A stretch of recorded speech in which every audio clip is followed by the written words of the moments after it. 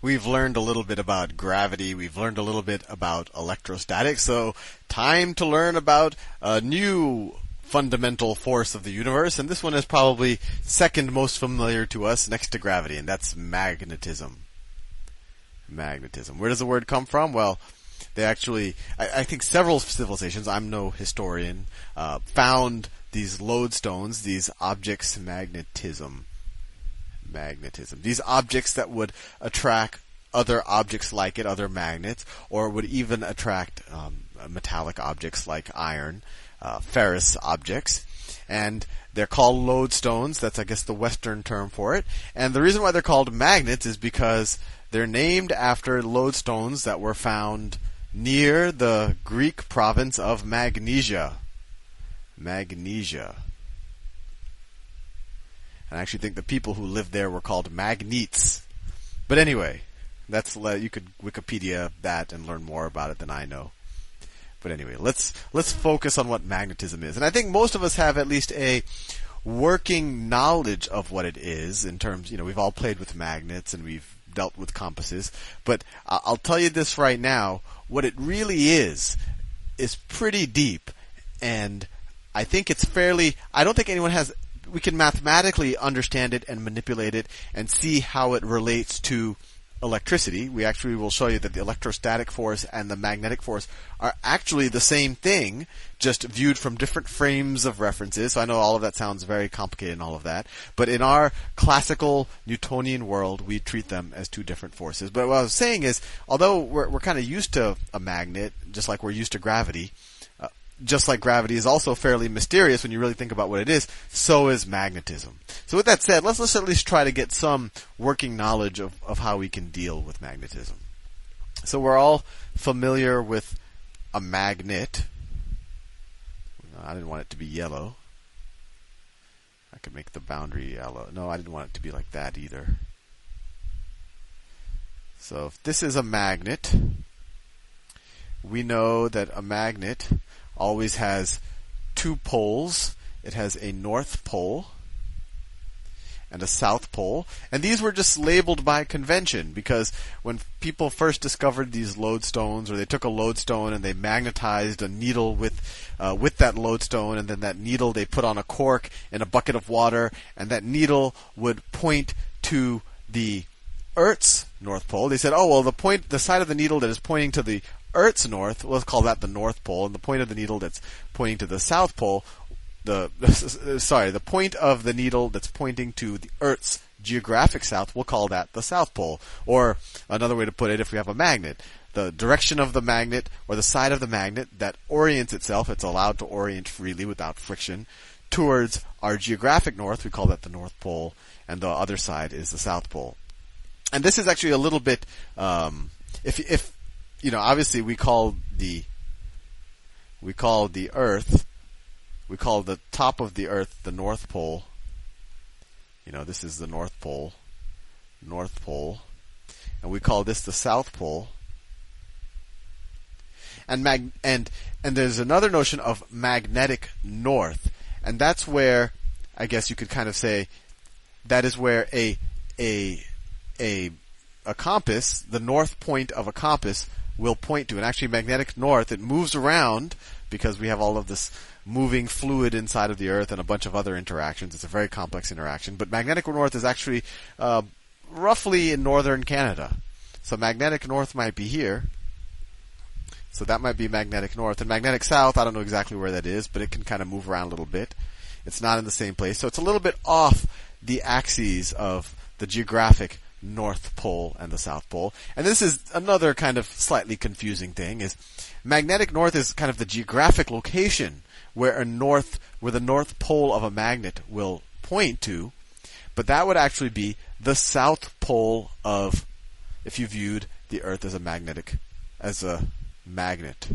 So if the Earth was a big magnet, you'd actually view that as the South Pole of the magnet, and the geographic South Pole is the North Pole of the magnet. You could read more about that on Wikipedia. I know it's a little bit confusing. But in general, when most people refer to magnetic north or the North Pole, they're talking about the geographic north area, and the South Pole is the geographic south area. But the reason why I make this distinction is because we know when we deal with magnets, just like electricity, or electrostatics, but although we'll show a key difference very shortly, is that opposite poles attract. So if this side of my magnet is attracted to Earth's north pole, then Earth's north pole, or Earth's magnetic north, actually must be the south pole of that magnet, right? And vice versa. The south pole of my magnet here is going to be attracted to Earth's magnetic south, which is actually the north pole of the magnet we call Earth. Anyway, I'll take Earth out of the equation because it gets a little bit confusing, and we'll just stick to bars because that tends to be a little bit more consistent.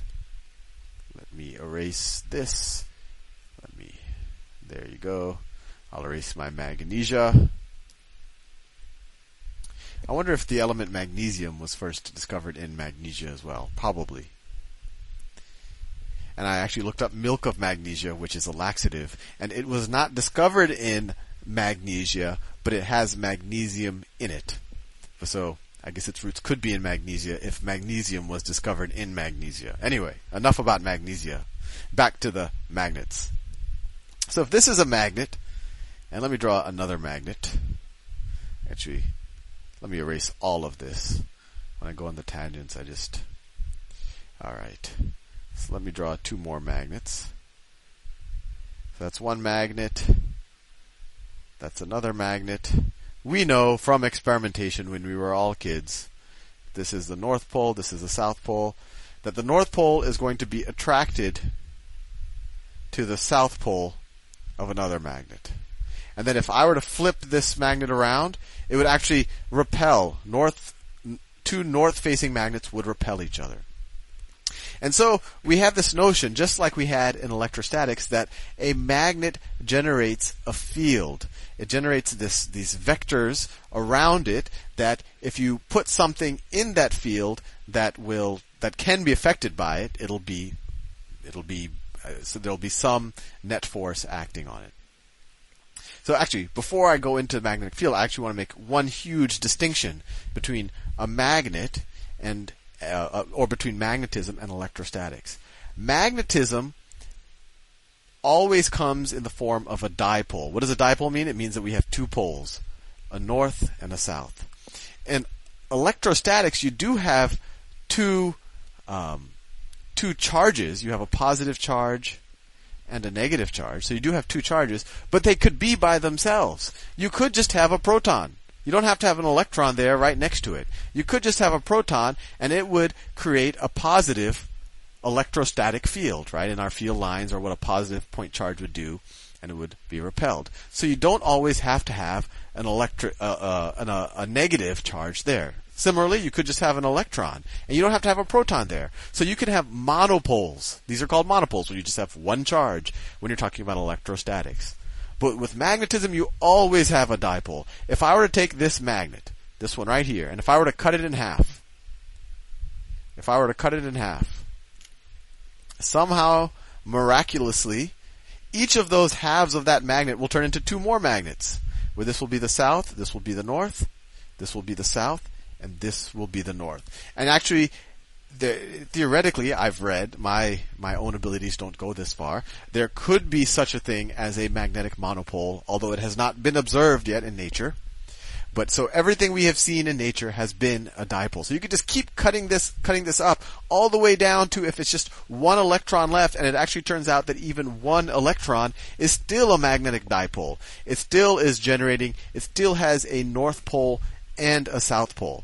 And it actually turns out all magnets, the magnetic field is actually generated by the electrons within it, by the spin of the electrons. And that, when we talk about electron spin, we imagine, some little ball of charge that's spinning. But electrons are, it's hard to, they do have mass, but it starts to get fuzzy whether they're energy or mass, and then how does a ball of energy spin, et cetera, et cetera. So it gets very almost metaphysical. So I don't want to go too far into it, and I don't think you really can get an intuition. It is almost, it is a realm that we don't normally operate in. But even these large magnets you deal with, the magnetic field is generated by the electron spins inside of it, and by the actual magnetic fields generated by the electron motion around the protons. Well, I hope I'm not not overwhelming you. And you might say, well, how come sometimes a metal bar can be magnetized and sometimes it won't be? Well, when all of the electrons are doing random different things in a metal bar, then it's not magnetized because the magnetic spins or the magnetism created by the electrons are all canceling each other out because it's random. But if you align the spins of the electrons and if you align their rotations, then you will have a magnetically charged bar. But anyway, I'm past the 10-minute mark, but hopefully that gives you a little bit of a working knowledge of what a magnet is. And in the next video, I will show what the effect is. Well, one, I'll explain how we think about a magnetic field, and then what the effect of a magnetic field is on an electron, or not even an electron, on a moving charge. See you in the next video.